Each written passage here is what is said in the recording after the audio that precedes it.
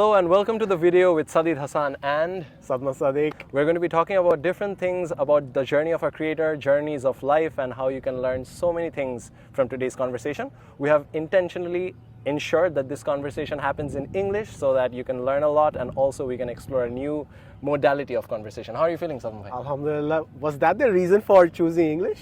One of the reasons was Sadman bhai wanted it to, but also because it feels great to do it in a different language so that more people can see it. Yeah, because I felt like your audience is global, international, and another reason why I try to make this in English because I am handicapped in English. So what problem that I usually face is that I tell too much, I reveal a lot. So that's why it's better for me to speak in English because I won't be crossing the boundary that I usually do.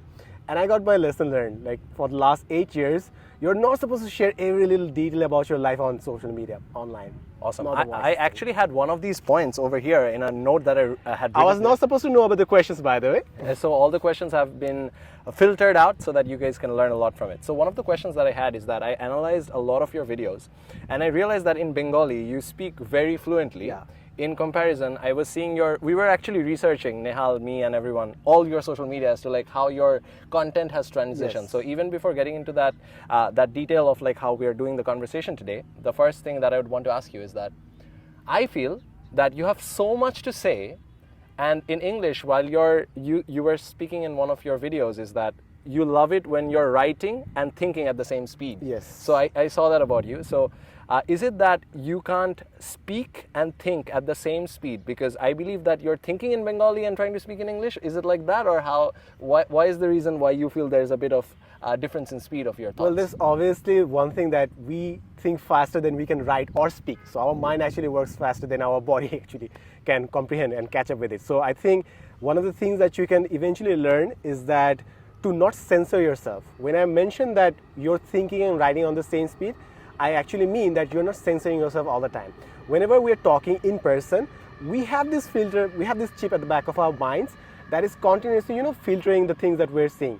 But when you're writing in your own personal diary, you can go in a much more depth. And that is one of the biggest things we should realize, that after years of filtering yourself, at some point down the line, you can't even be true to your own self. That is why having your own personal diary, where you're not even filtering yourself, that is quite crucial. Awesome. I saw this, I actually saw this while researching on you. You were speaking about this in Prototype podcast. Yeah. That you had this habit of writing these days so that those thoughts slightly calm you down, and you have this new habit of building, which I'm also trying to build, about trying to sleep earlier. So one thing that I wanted to start off with my international audience is that Sadman Sadik bhai has been one of the people who started and was in the journey of the content creation movement in Bangladesh back 10 years ago. Got lucky. He started it, and he had this major resolution that he created 365 videos at a go every single day. So while researching for today, I realized that now looking at your TikTok videos and those videos back then, it has actually come full circle, you see, like starting from there to here. How do you feel about that? I absolutely love making videos every single day, and it doesn't have to be high production quality. Some people can, of course, like people like Casey Neistat can deliver world-class productions every single day, but that's not feasible for everyone else. But what we can enjoy is uploading one content every single day, and the real joy is that you are connected with the world in some way or another. That's the joy of making content every single day. Yeah. And eventually, here's another thing that we almost realize is that you can try your best to make someone understand about something. You can try your best to impart a wisdom, but what really matters is that person being ready to actually get the wisdom. So you can't force someone to understand something for you. So the thing that you can do is like get your points out there in the world. Somewhere down the line, people will connect to it, and when their time is ready, they will get the message one way or another. So you don't have to stress, worry about like is your content the highest quality or you're uploading in like proper schedule or anything. You just gotta get it out there, and people will pick it up from there. Awesome. Bhai, I wanted to start off with this part of the conversation that I already told you guys that he was one of those people, but I have seen different transition points, and I wanted to tell you this small insight. Back in the day when Siam Bhai didn't used to create these videos, study abroad video makers weren't there. one thing that I used to derive a lot of information from were the videos that you used to create about different books. And when I first went to San Francisco for my undergraduate education, time to time I used to follow what video you're uploading every week so that I can see if I can apply some of the things. So one of the days I still remember back in 2019 was the first time we met, and we met through a common friend who was also studying at IB at your batch. So one thing that I really enjoyed is that how sometimes in life all the videos that you were making sounded very relevant to students. So I wrote down 4 pieces of transitions that you had in your career, and I really wanted to know how you looked back upon them. This so looks that, like psychoanalytic therapy. Like Yeah, he's yeah. doing my mental breakdown. I'm going through all the transitions. I'm trying to create a second brain because he wanted himself to be replaced in Siam Shahid Noor's podcast. Like he wanted to be replaceable by some time. Yeah. So like just getting into it. So you were a creator. Like you started creating videos for yourself, 365 days of videos. Then he was part of the largest edtech company of Bangladesh, which is 10 Minute School. And then he was the chief content creator over there. He has been he has been an educator. He has been an author. Wrote multiple best-selling books. And now, then there came a big wave about creating podcasts in the country. So any podcast you see, most likely Sadman Sadik either has initiated it, either has mentored it, or has been a guest at it. And also for this one, he's the first guest of the show. And I just wanted to then look back into the 4th stage of your life, is that now you're creating more random videos. So whenever I was seeing his video, wherever I have seen him creating most amount of engagement through I remember that you were creating stories of different places and trying to create that. So as you look back into, like, say, quarters of these 4 quarters of your life, do you want to take a quick nostalgic look back as to like how these shapes changed and how the dots actually connected for you over here? Well, it initially began with the daily contents. Yes. So when I actually did not have any understanding what I actually want to accomplish. So those were just me trying to get myself in front of the camera. So that was the first phase of content making. I did not have any idea what to do. Yeah. Then eventually I realized, okay, I'm good at reviewing books maybe, or at least reading them fast enough so that I can make a review every single week. So that was the second phase. Eventually, university happened and got more matured, and then I started having my own opinions about life, and that's the moment you can play your own game, I believe. Many of us have our own opinions, have our own worldviews, but we are not ready to be in front of the cameras as of yet. So my advantage was I actually got ready to be in front of the camera. Then I had my own opinions to share, and then the podcast thing happened. And another thing that I really enjoyed doing was you can always make content. So anyone can read a book and make a review. So eventually what I started doing was, how can I get more unique experiences from life? So what happens when you make content is that you get invited to a lot of universities and colleges. So that is the moment when I started making my campus tour videos. Like I would go to each and every university and college, and I would record the places. And that is one of the experiences that I believe is unique to myself. I don't think most of the people have that opportunity to go to each and every campus, record, get the permission, interact with the students. So eventually that is something that I really enjoyed. I actually, while doing my research, one of the things that I came up with was that you were recently creating a lot of videos related to campuses. Yeah. So I have this observation about you, is that I knew, like even in, you have openly spoken about this, is that you once entered an MNC, then after a certain period of time, I think left. 1 month and 10 days, you felt like moving out. And then you started doing projects of your own, which you loved. So I believe that, like, as an introvert-ish person, it feels more like that, staying in your own comfort zone, trying to do things, and then creating a growth zone over there. I have a question for you. Whenever you're going to new campuses, there is a culture aspect to it. Like different campuses give you a different thing. And I feel about you is that because you are, I believe, trying to become a polymath in certain ways. Like you're trying to become, like you're trying to capture photos, you're trying to read books, you're trying to do different educational adventures for yourself. So I feel like everywhere you go, it's like a shape, an architectural perspective as to like how the shapes are, how the people are. So 2 questions about campus tours. The first one is that it's multifaceted. The first one is about when you're going from one campus to another, 2 things basically happen. One thing is that you're traveling from your point A to those campuses, and the next thing is the culture involved with those people of those campuses. What was your thought on that?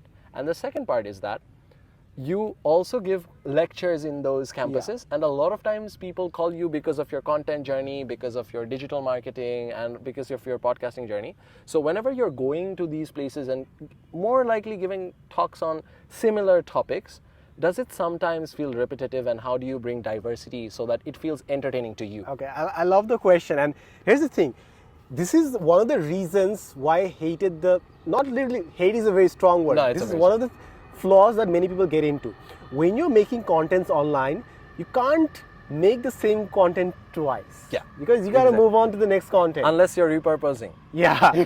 But when you're taking the sessions offline, some people take the same session over and over and over again because it's not recorded. Yes. No one has any idea what you're doing. Exactly. So you just don't have that drive to create something new every single day. Yeah, exactly. So that was one of the flaws that I thought was when you're taking these workshops offline. But eventually I realized that it doesn't have to be that way. Whenever I'm going to these new places, I have this one underlying structure, but every session is different. What I currently teach is Blueprint for University Life. It's free. Wherever I go, I take this session, Blueprint for University Life.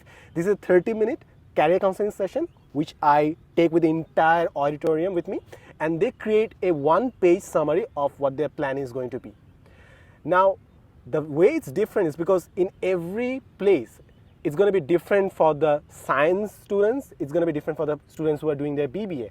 Depending on where I'm going, the intersession changes because they have their different priorities. So even though I have the same structure, the results are always different. So that's kind of fascinating. And another thing that you said, like, what difference do you see?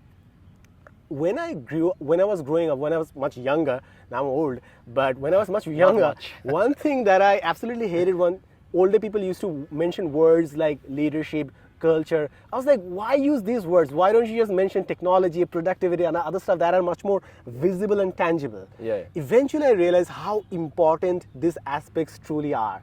And if I were to give you exact examples, since I have been to university and colleges, both inside the capital and outside, one thing that has made me particularly realize is that how privileged I have been. I have been to many schools, colleges, and universities, but until I went to the other university, I did not realize that I got the best education possible in Bangladesh. Because I saw how their rooms were, what kind of teachers they were getting, what their level was. So until then, I always complained about the things that I was getting. I was like, if I went abroad, maybe I could have gotten much better education, which is also true. But I was not aware of the privilege that I was born with. So seeing other campuses made me aware of the things that I had. And another thing is that the cultural differences are astonishing. It's quite huge.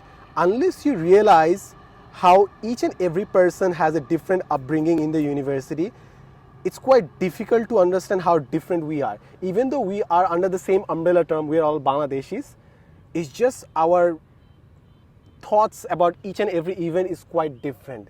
Maybe, if I were to give you another example, many of the people in Bangladesh go after BCS, and it's quite a craze here in Bangladesh. In some universities, it's all they do. It's their pinnacle of success. Those are the kinds of speakers they bring to the seminars and workshops. And in some other universities, they're trying to go abroad. So they don't have any intention to sit for the BCS. All they're thinking is about IELTS, SOPs, and other stuff. So those are the things that you realize, that even though you're identifying these individuals as the same tertiary group youth of Bangladesh, they're fundamentally so different. Wow. And that really speaks about my understanding of like one other thing is that your impact, I believe, is definitely measured by how you're impacting other people. And I really love how you brought the cultural aspect to it, and also how I believe that the preparation behind like your university blueprint goes on. One thing that I wanted to ask you over here is that if you feel comfortable, could you share with us, like, we haven't seen a lot of you over the last few months, 6 months. to a year, and Bhaiya is going through an educational experiences for himself.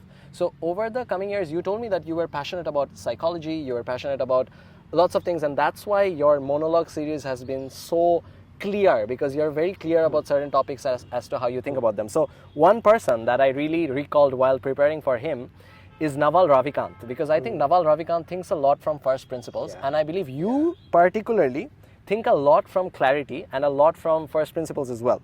So I believe one of the things that I find while speaking to someone like you who has read so many books, I feel like that tweet from Elon Musk is that bringing up a child is like prompt engineering for so many years so that they're ready.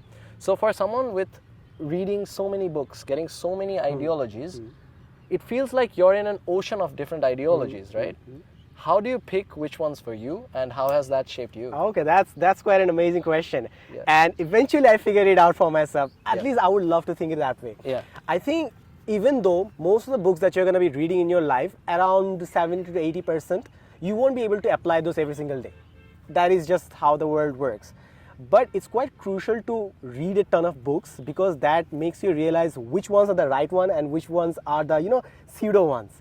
So that gives you an insight as to which is actual real wealth and wisdom and which is not. So that's the first thing that I realized.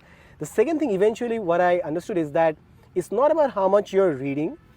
I know that currently there's this trend of, audiobooks, that you have finished one book every single day, or you listen to 3 audiobooks on your way to your office. I understand there's a bragging right to that, but what really matters at the end of the day is how much you're actually applying to your own life. And that is why no matter which book I'm reading currently, I'm thinking, what can I actually use currently at this day, at this particular moment of my life?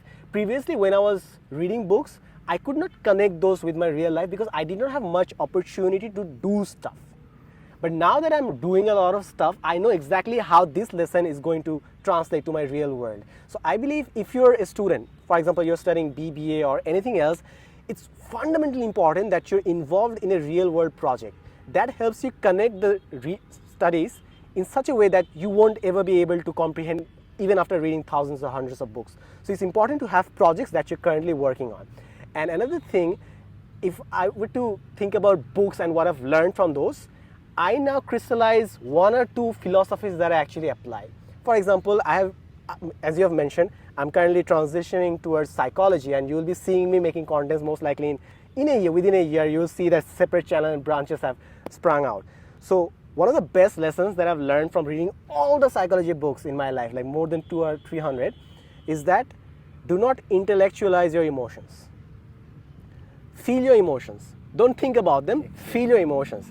So whenever we're going through something, maybe you shouted at someone, you're feeling guilty. Instead of feeling guilty, you're telling yourself, maybe I should feel guilty, maybe I should not feel guilty, maybe that person deserved it. So you're not letting yourself feel that emotion, you're thinking about feeling that emotion. So that's just going to postpone processing of the information for you. Or sometimes what frequently happens is that we distract ourselves with phones. We don't allow ourselves to actually go through the emotions.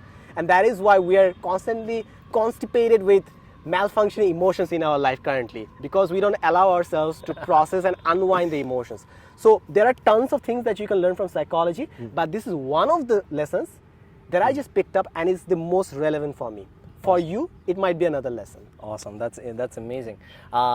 Just I believe this is a perfect transition time to like another question that I really had, and this really comes down to like what you just said, is like how psychology and every step of your life, right?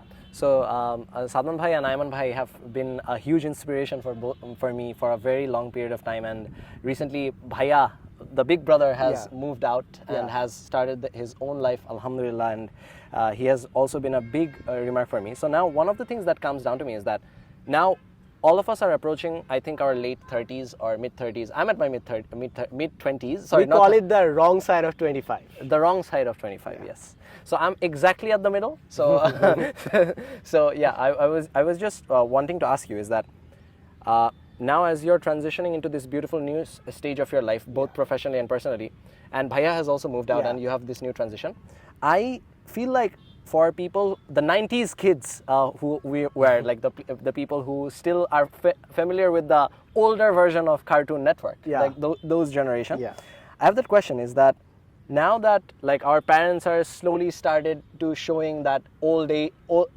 aging process, Yeah. I believe, that Yeah. aging process that they have. And now it feels like you're becoming more responsible, and now you're putting on the shoes that you saw your father when you were a kid. Yeah. That stage. So how does that transition feel, that now you're the elder son of the house? Yeah. And how does that transition feel for you? And the second question would be that, how do you see your your personal movements like mature over time, like in this transitionary period? Okay, so something definitely happens when you're between 23 to 26 or 7. It's some sort of maturity. I don't want to condescend anyone who's 18 or under 23, Yeah. but something definitely happens after 23. You just matured up in some ways that you can't actually describe. Yeah, exactly. It's like the second flashbang of consciousness. Like, Yeah. whoa, I'm awake, and those people have their own lives and stuff. So when you grow up, one sudden day, you realize, you get this sinking feeling that your parents are growing old. And this is a sinking feeling in your heart that weighs heavy on your shoulder, and there's nothing you can do about it. And that's the moment you can either take this decision that you're going to do something about it, spend more time with them, or you can just be sad about it. I think we can all spend time with our family, and I say that more specifically, even though it sounds quite cliche, that you should be spending time with your family, but it's not the reality for many people. I have had sessions, one-to-one sessions with more than hundreds of students, first year, second year, third year. They have 3 primary problems. The first one is existential crisis, which many of them have. The second one is their career-related problem. And the third problem, of course, as you can guess, is family-related problem. And it's not only about, spouse-related problem. It's more like the relationship with their parents or their siblings. And most people are struggling with it. So I think you can start figuring out. One of the things that happens, I don't want to call it victim card playing, but many people are quite pissed off with their parents. They're quite angry at their parents because they believe they did not get the childhood from their parents, or they deserved better. But there's one quote that might change your perspective, and it's that it's their first time living as well. It's their first time living this life as well. Exactly. And you are judging them by the knowledge available you have around yourself. You have the internet, your parents did not have. And one way to have sympathy for your parents, I'll give you a very straight cut example. You can just think it for yourself. And you don't have to, you don't have to agree with me, you just think it for yourself. And that is, when your parents got married, who were the people around them giving them the advices? Yes, exactly. And I really wanted to add this, I want to share this story, is that a lot of times, because I have studied abroad, one of the things is that I studied in the USA. Yeah. And each semester that I studied due to my international education was in a different country. I went to South Korea, India, London, and Berlin. And because of these quick movements, and I believe you are going to be able to relate with it because uncle was in the army, Yeah. so moving from place to place, you'd realize that there is a bonsai effect happening inside Yes. you, where you're cutting parts of yourself out and then regrowing it. I realized when we grow out of that shell and go to another place, another country, we start to dissociate the thoughts that we have. We're not going to make it more meta, so guys, hold on. So when we are dissociating our thoughts from our parents' beliefs, that is the point in time we start to realize how we are different from what we have been taught and what truly calls to us. So I realized this recently, is that my parents got the parenting that their parents got, and their parents had at least 6 to 7 or 8 to 9, 10 kids. Yeah. So they didn't have that attention to give it to them. So our parents gave it much better. And even when we become parents, like 5 to 10 years down the line, 5 years for you, 10 years for me. Yeah. So it's going to be our kids are also going to have the same complaints for us because it's going to be a different generation. Yeah. So I'll just quickly tie this on to something really interesting, and I believe that this is going to make it even easier for you to tie it all up together. I believe everyone at where they are in their life, due to whatever reasons, are not at peace with where they are. So for that very reason, a lot of people have seen, big coaches have seen that people who are at their life going on a day-to-day, high performers, low performers, big people, they simply cannot take it easy in their life. Yeah. And you have been at the top side of it, you have been a big creator, you have written top-selling books, and there's also a constant state of comparison existent in every community that we have been going to. Yeah. Have you learned to take it easy, or how have you learned to take it easy? That is one of the things that you eventually, I guess, learn, and that is to take easy. Or at least after you're 50, you see senior citizens, they just they're just damn care about life. They can't give less care about what other people think about themselves, because they have lived enough time on this earth to know what other people's opinion really means, what it actually should be valued at. So they can just live their own lives and not care about how other people are viewing themselves as. So I think it comes with age. And what I've realized, what I've done, as you have mentioned, that most people cannot stay within the moment. It's one of the quotes that might be also attributed to Naval, or many other people have also. The power of now? The power of now. But the main quote is, most of the problems of the humankind stems from the fact that they cannot sit still at their own room. They just can't sit still in their own mind. Like, many people have anxiety, many people worry, anxious. Why can't they just not think on command? Why can't they just switch off their thinking on command? Because they just can't. They are pathological thinkers, pathological worriers. They just constantly worry. So they can't allow themselves to be in the present moment. And this is a very problematic thing to have, because you have always, it's like a camel that always sees the meat in front of it like 2 feet apart, but the rider is always tempting you to reach for that meat, and it's constantly making you walk. So it's like a carrot and stick problem. Yeah, carrot and stick problem. So what you need to do is to find the happiness in the next moment. And the quotation is, look forward to the next meal. Do not postpone your happiness like after 2 or 5 years. Happiness is in every single day. And if you miss out on every single day, you're missing out on life eventually. If you actually think about it, the most special days in your life, for example, your marriage, your graduation, these moments will be at max 100 or 200 days in your life, these special moments in your life at max. Yeah. And most of these moments are going to be over by the time you're 30. Your graduation, your marriage, your first kid, and your first car, many other things. Most of these are going to be done by 30 or 35. So what are you going to be living with for the next year of your life? So that is why focusing on your every single day is quite essential to be happy. Just a deep dive for my friends and everyone watching. How do, like, I know that other people like look forward to certain things in their day. I wanted to ask you is that, how do you stay present? Like, have you seen certain habits or certain tricks that has helped you stay present in the moment? Definitely. So I don't have any long-term things that I'm looking forward to. Yes, I have my own plans that I've written down. I'm going to reach eventually. But I've also day-to-day distill those plans down to every single day. So everything that I do currently is actually contributing to my long-term goal. And that is one of the things that drives people crazy, is because they have a vision for the future, but their everyday activities are not in any way connected to the future. That is what constantly drives them crazy. It's like they're constantly busy, but this is not contributing to the vision that they're thinking for themselves. So what I've done eventually is that I have my plans, and if I execute my daily goals every single day, I will reach there. For example, my everyday goal is to write at least for 1 hour, which I do every single day. That translates into contents, that translates into books, other materials that will eventually become books, contents. The channel is going to grow, money will eventually flow with the contents. So it's all connected. And it only happens after you have practiced that for like 1 or 2 or 3 years, when the machine actually starts working. Before that, you have this doubt in your mind that whatever you're doing, is it actually working? For example, your graduation, you're putting effort for like 4 years and you have no idea what you're going to do after the graduation. So it can be quite crazy. People get anxious right before their graduation because all this time they did not have any feedback apart from their CGPA. So that's why they get really anxious, what they're actually doing in their life. So I believe whatever you do, it's quite important to have daily things that you're doing that actually contributes to your future goals. Otherwise, we are goal-driven creatures. And not seeing progress every single day might drive some of you insane. And maybe the existential crisis might hit you at 2 a.m. I wanted to pinch in something really interesting about Sadman Bhai, just at this point. So I was looking at Ayman Bhai's one of his video where he was talking about him, how he always speaks about Sadman Bhai being remarkably talented and remarkably hardworking.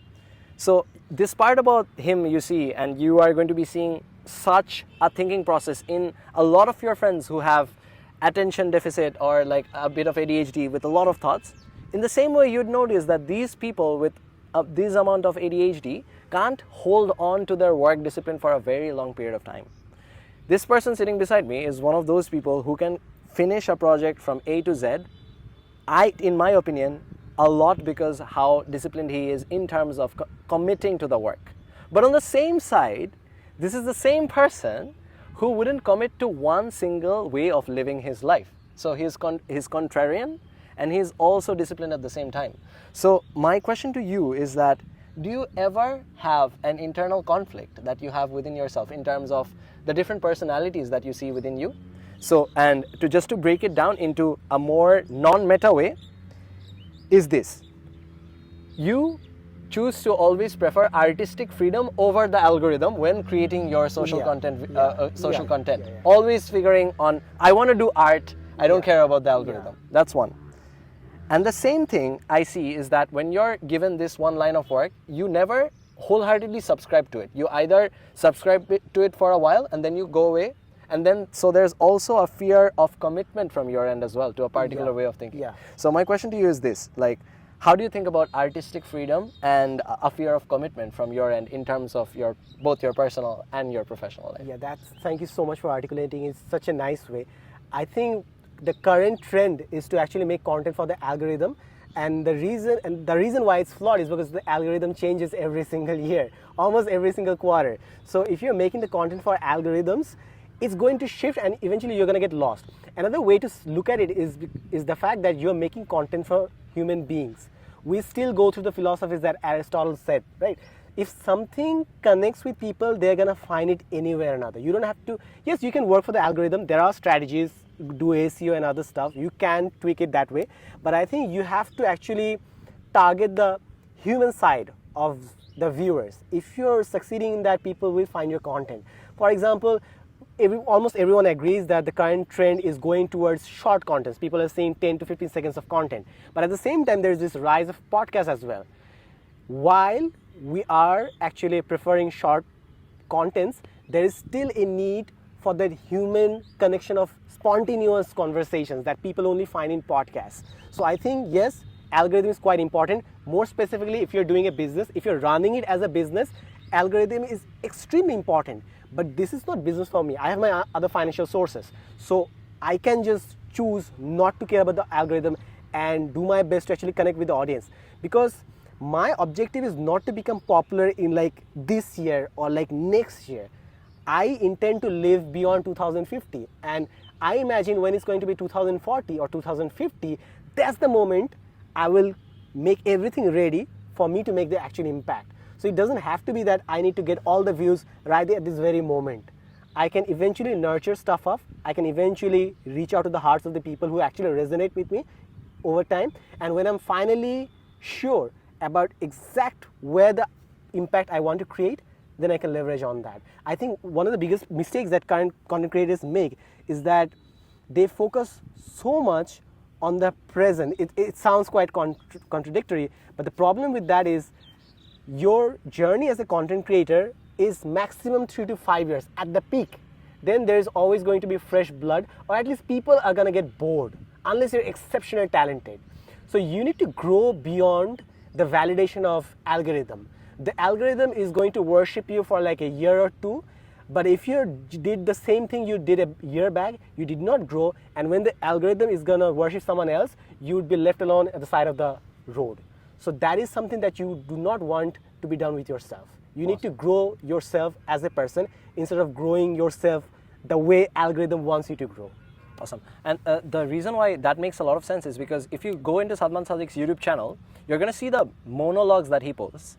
And each of them have, on average, I've seen 20,000 views. And a lot of people comment that they have heard the entire thing, which has no editing, just his thoughts over there. So that shows the amount of commitment this person has in terms of growing as a person. I just want to add something to that, and that is my monologues and the book reviews that I've done, they have got the least amount of views compared to other videos. Yes. That is without a doubt. But whenever I go to the universities, when people talk about my content with me, they mention about a book review that they saw or a monologue that they could relate to. So it's not the amount of views that you're getting, it's the hearts that you're touching. And in some way or another, the algorithm just doesn't know which contents have touched the hearts in the deepest form. That's extremely important. I have 3 to 4 short questions for him before he turns the table and asks me a few, because I'm sure he told me he has a few questions for me. Yeah. So the first question out of the last ones is that, bhai, you have mixed up with a very large group of people across communities. There have been people who are creating international relation videos like Inayat Bhai. There are people who just talk about money to a lot of extent like Khalid Bhai, and there are so many other people in the community. As you have grown over time, from your 10-minute school days till now, and from the random videos to a full circle, over this journey, what qualities in people or what dialogues in people have you enjoyed the most? Okay, first thing that you must understand is that the people we see on camera are not the people they are in real life. Exactly. It just does not translate. Very few people do. Very few people do, and there's something about turning on a camera because you need to have that filter. Otherwise, it would be just a chaos. It would just be a havoc if you were to spill your heart out in front of the camera. Unfiltered. So all of the conversations right before the camera starts rolling are much more genuine. True. And what you also did was we did not start our conversation before turning on the camera because it would be so candid. We would cover so much more of this content that you have written down is because the second time I were to speak about the contents on camera, it won't sound real. Yeah, it won't sound real. So the first thing that I want everyone to understand is that people are not like they seem on camera. So that's the first thing. Now, if you were to talk about the qualities that I really appreciate, it's the aura that some people have. When you talk to some specific people, you feel relaxed. And I know a few people, when I talk to them, I genuinely feel relaxed. They don't have any agenda. They're not trying to sell me anything. It's just when I talk to them, I just feel relaxed. It's not like they have their things sorted out. They also have their own turmoils and tribulations. That's incredible. But we all understand the notion comfort food, comfort movie. These are also comfort people. Comfort people. So these are the people who by their sheer presence will make you feel amazing. They won't give you a solution. It's just talking to them will make you feel better. And that is a kind of person that I strive to be very honest. That is something that we all can be. How do you strive to be a comfort person for someone else? I think, first of all, not try to shove a solution every time someone talks about their problem. Amazing. Don't try to be a psychologist every time someone tries to talk to you, tries to vent to you. And this is so true. Most of the time people are talking, they're not trying to look for a solution. They just want to feel heard. There are tons of solutions in real world. And people are smart enough, if they just sat down with a pen and paper, they can just write down their own solutions or Google it out. Yeah. That's not what they want. Most of the time, I feel they just want to be heard. No one's listening to them. So just a person who resonates with you and listens to you without judgment, that is the kind of people that you feel comfortable around. Awesome. I read this quote that for a psychologist, for a budding psychologist like Bhai, let the people speak long enough and they have their solutions in themselves. Yeah, that's it. And to be very honest, that is one of the scientific methods that currently the psychologists actually employ, where the therapist is just there asking to let the right questions. Yeah, they're just to let you unwind your own thoughts because you know what the solutions already are. It's just you need to hear it from your own self and you're just looking for a reassurance.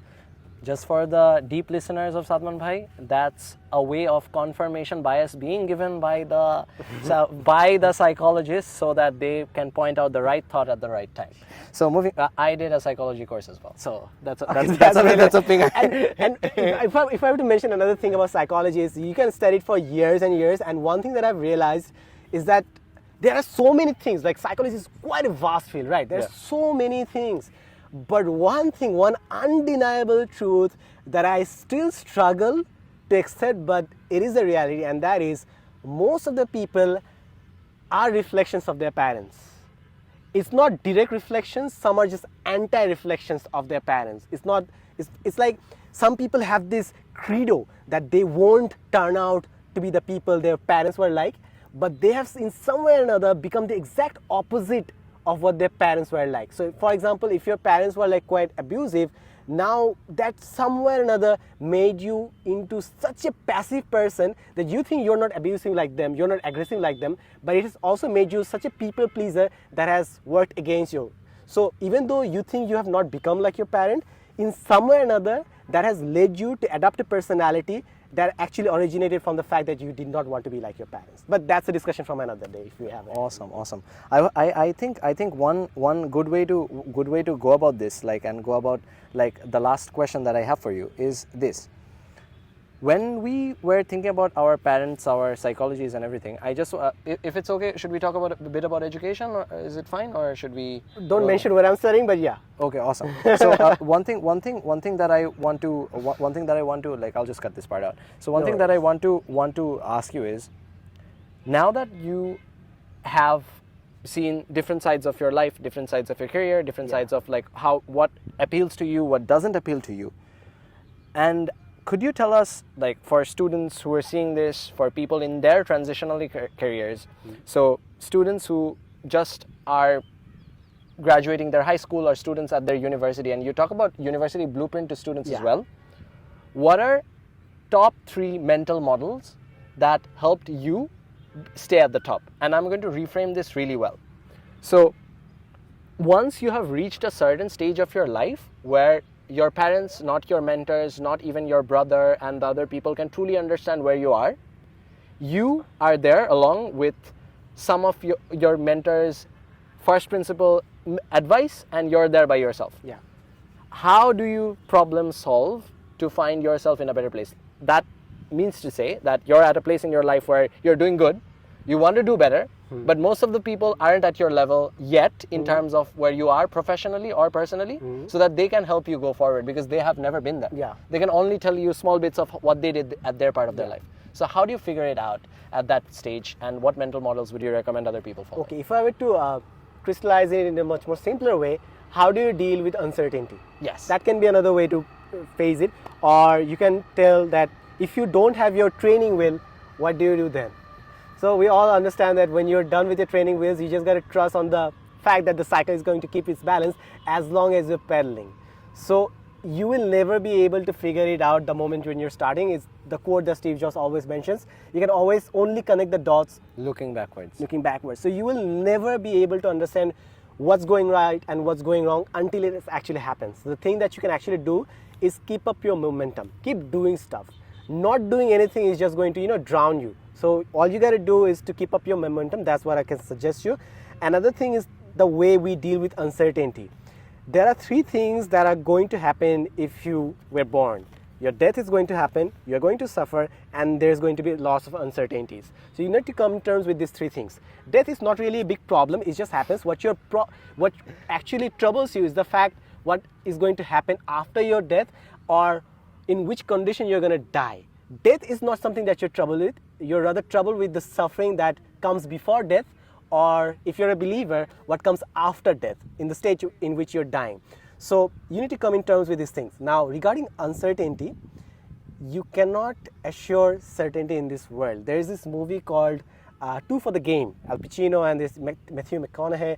So they sell advices to gamblers. They don't gamble, they said advices to gamblers. And there's this specific quotation is that we sell the most precious content in this entire earth, and that is certainty.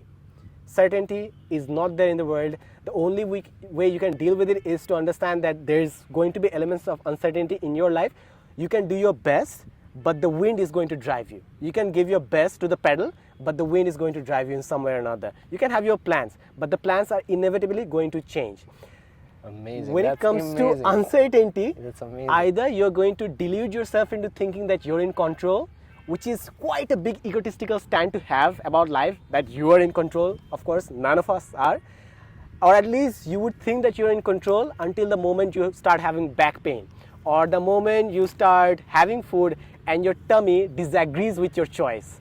Until then, you might feel like you're in control, but soon after you're on the wrong side of 25, you'll realize you're not in control. So the best way to go about it is to give your best shot and leave the rest to fate or to mechanics of the universe. Awesome. Last question for Sadman Bhai before he turns the tables. Sadman Bhai, these days, every single day, I know that you take this time to every day take a moment for yourself, looking around, taking in the nature, and now that we're taking in the train noises as well. Yeah. I wanted to ask you, Matthew McConaughey, as you spoke about him, he talked about 3 things in his Oscar speech, right? Yes. He talked about there's someone that we look up to and there's something that he looks forward to, and he looks forward to himself 10 years down the line, and that was that famous thing. Yes. So what are those three things for you? What is it that you look up to? Are people looking up to you, and does that shape you, and what is it that you look forward to? Thank you so much. Even though that this might seem really cheesy, but it's just, I don't have anything to look forward to. I know that I have my own plans, but currently I'm looking forward to, like, I'm going to go to a restaurant, I'm going to have some food. I'm looking forward to my next running session. I'm going to jog, and the moment I'm going to have that fresh drink right after jogging, that's the moment I'm looking forward to. So I have kept the things that I look forward to in every single day. It's not in the future, it's in every single day. And I have done all the calculations. For example, what drives us crazy? Like financials, right? That drives us crazy. So I've done my calculation. How much do I have in my bank account? How much I'm going to inherit? How much I'm going to earn if I actually, work the way I'm working? How much I'm going to earn, like, if something happens to me? I've done all the calculations, and I think you and I both are in a privileged position that we are not going to die without food, most likely. Most likely. Right? We're privileged from that. Thanks, Mom and Dad. We're privileged from that point. So initially I figured out, am I actually going to die out of scarcity? I don't think that applies for us, at least the way things are going right now. And then I thought about, what's the worst thing that's going to happen? Cancer? What's the worst medical condition? Yeah, paralysis are there and other stuff, but what's the most financially demanding thing that can happen to you? Paralysis or cancer? I think we are also privileged enough that if we beg to people on the internet, we would get the help, I believe. The internet to a certain extent. To a certain extent. So now that I've gotten the biggest fears of my life out of the way, what can I do with the life? That's a big privilege for a Bangladeshi who has gotten away from his scarcity mindset to a place of abundance. Yeah. I think, I won't say this is the reality for most of the people. We are in a privileged point. So and here's the thing, whenever you ask people this question, like, what do you plan for yourself? People are trying to be humble because they want to connect with every single person. But our experience does not actually equate to the experience of every single individual. We got the best education. We got to get education after our HSC or A-levels. Right, many people don't get to have the education in university education. So from that perspective, I'm quite privileged, and I'm only looking forward to the things that are going to happen. And I'm looking forward to the person that I'm going to be in 33 or 35, because as men, we are going to be much more refined. With age comes wisdom, refinement, that grounding that you have.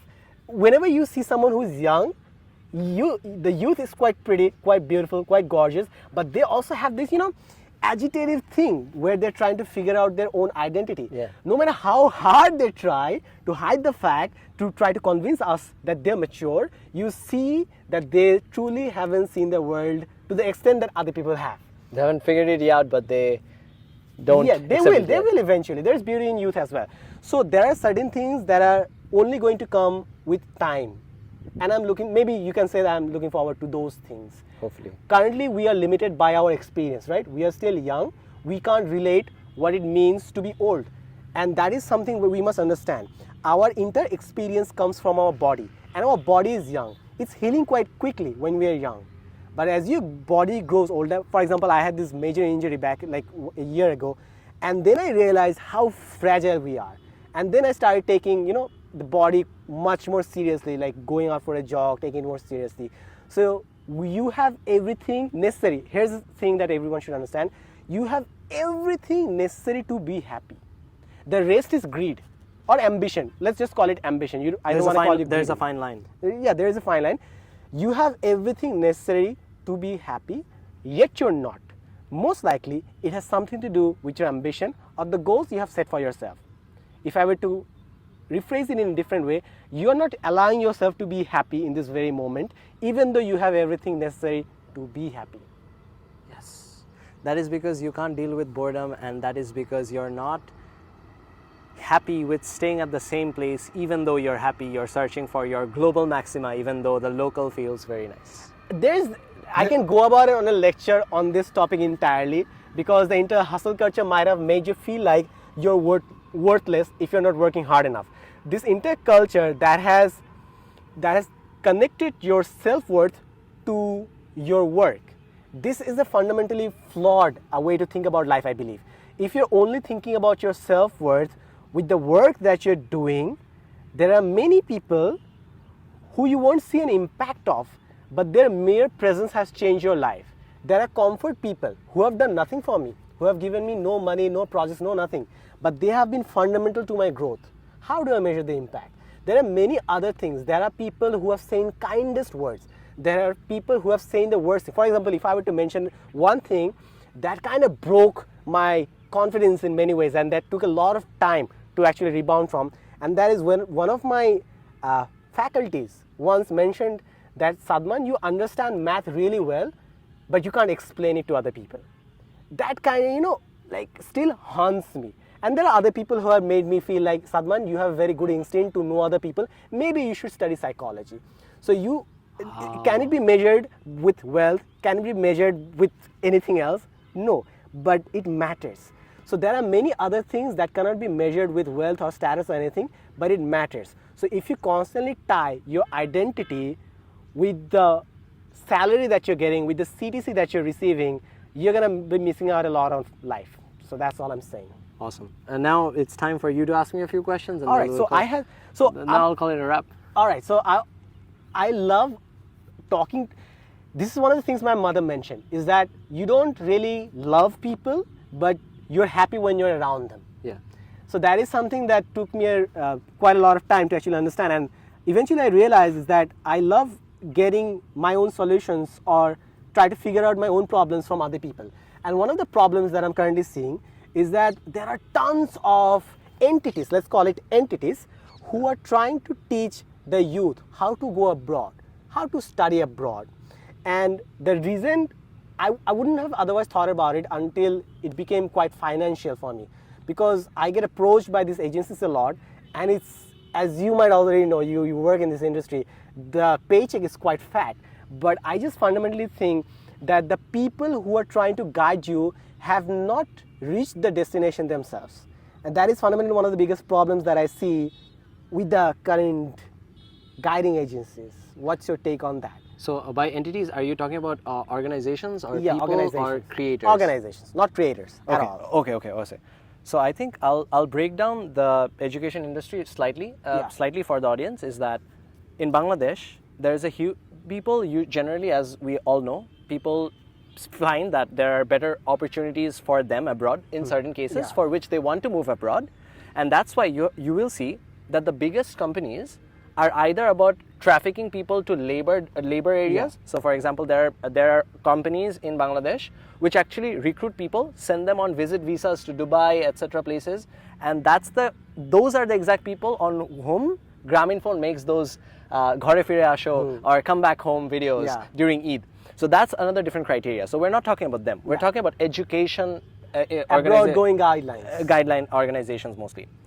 These organizations are approached by universities abroad where students aren't going, and because international students bring a lot of money to the table, that is why these universities pay the middle agencies so that they can recruit more students from the country, and the students' money can go abroad internationally. So the reason for these organizations to do this well, if I understand your question correctly, as to why they do some things that they themselves haven't done it, is purely, I believe, to a large extent driven by money and profitability, is because they see only numerical transitions from this place to the other. What content creators like ourselves or my organization, Crossroads Initiative, and myself, we try to do is that I have studied in the US with a full scholarship in San Francisco. Now I'm studying at a fully funded master's degree in Canada in data science, and I'm trying to go there in the next level. So our objective and the differentiation criteria which every organization should do is that if you have gone through a journey which makes the lives of students easier, you should take on to do that. But the difference over here is that the profitability of doing that is less than the profitability of sending a student with a high paycheck from this country to other. So when you have that option where it's easy to make the student cash out money and go abroad and bring a portion of that fat money into yourself, that becomes easier. So example, an agency in Bangladesh takes a Bangladeshi student out of HSC or college or university going abroad. The student pays 20 lakh taka to the university. The university gives 2 lakh taka to the agency. In comparison to us, what we do, we take say a few thousand taka from a student at Crossroads Initiative, and we help them guided through all the steps as to how they can apply for themselves, and they get in. And the student who's sitting just behind me, he's gotten a near full tuition scholarship going to the USA, and his visa interview is very recently there as well. So the reason is that he's still here helping us shoot this video, and that connect is being created, and then we're creating a community of Bangladeshi students who want to help more Bangladeshi students go abroad. And this happens so much in India, in our neighboring country. They always never go to these agencies. They go to a lot of agencies for people who don't know it, but a lot of them have so many resources and so many people living abroad who are helping them back to back. So that's the thing. So if I were to answer your question very correctly, money drives people to do the easy thing for themselves so that they can cash out students. Absolutely. I think I got my answer. No more questions left. Okay, and I wanted to just say one thing at the end of this video is I wanted to just say one thing that I believe might truly take this conversation to a next future conversation looking down the line. Salman, I saw this film where these people, when they recall back to the videos, when I was researching for this episode as well, I looked into so many of your videos, and I've seen you be that person who has spoken so much, who is so excited about everything in life, who went from black and white screen videos to a full screen video, now doing a bit of workouts every now and then, and now trying to enjoy this life, and soon to hopefully start a new family of his own and someday in the future, inshallah in the future. So Salman bhai, looking back and looking into the future, I know you have plans for yourself, plans for everything that you ever want in your life. For young brothers like us who are going to take on that journey like you, that you have done 5 years ago, what would your advice be to me moving down in 5 years? What would you tell me to focus on in life? That things, say Sadman Sadik 2017, Sadid Hassan 2024, or always around the same line. So say if we were in classmates or friends from back in the days, what would you be telling me something any advice looking forward into life? Humans are worth the hassle. Some people just do not want to create meaningful relationships, just don't want to invest time in creating bonds. But eventually you will realize that no matter how much automation you do, how many bonds that you create, there is something innate about human connections that everyone truly needs. When you're young, you feel like you can do it alone, but it sure does help a lot, and it's better for you if you had friends along the way. I thought there's this proverb called, if you want to go somewhere fast, go alone. But if you want to go farther, go with everyone else. Now I have this notion that I want to go a great distance, and I want to go there with everyone else. Eventually you will realize that no matter what you do, you can't replace human connection. No matter what you do. Yes, currently we're driven by accomplishments, by the graduation ceremony, by the certificate, by the thickness of your CTC. There are tons of competitions that you're currently shrouded by, but eventually it's going to come down to the human connections that you have, because inevitably you're going to fall into some chasms, and to get out of those chasms you need meaningful relationships, meaningful bondings, through the help of which you will be able to get back to your own life. Everyone will go through these chasms. Everyone will have some setbacks in their life, and you should start working on those meaningful connections so that it doesn't derail you from the flow from life. When I was much younger, I did not put much emphasis on human beings because it felt like it took too much effort. And another horrible thing to do, and is that the way you can control a software or your PC, you can't control people. So you're putting so much effort, but you don't know what outcome you're going to get. But that's something you have to do, because it really doesn't have any other alternative. I have this one quote to end the thing, and I want to leave it with you as well, so that your life going ahead, you find comfort in the winds that are coming now. So the trailing winds make it comfortable. So I was in this state, as you said, I was in this state of 1 year of uncertainty for a long period of time, and I was speaking to my coach, and he was telling me, he graduated from Harvard, and he was telling me that, Sadid, and actually my friend Mahmoud as well, he's in the US right now, he told me this, that the point in your life which is uncertain are the points which you're going to look back and enjoy the most, because after the uncertainty has passed and life has fallen into a routine, you wouldn't find that every day brings something magical. Yeah. So I think I hope that magic comes to inspire you. And with starting this first conversation with Sadman Bhai, when we spoke for the first time a few hours ago, I told him this one quote that I hope to derive and hope to share my lessons with him later down the line, is that there are some people who can talk very shallow, there are some people who can talk very deep, then there are some people who can talk shallow and deep, and then there are some people who can talk about ice cream as if it was life, and life as if it was ice cream. So I hope to be one of them, and I'm pretty sure Bhaiya is one of them already. Thank you so much, Sadman Sadik, for this conversation. We'll see you in the next one. Cheers.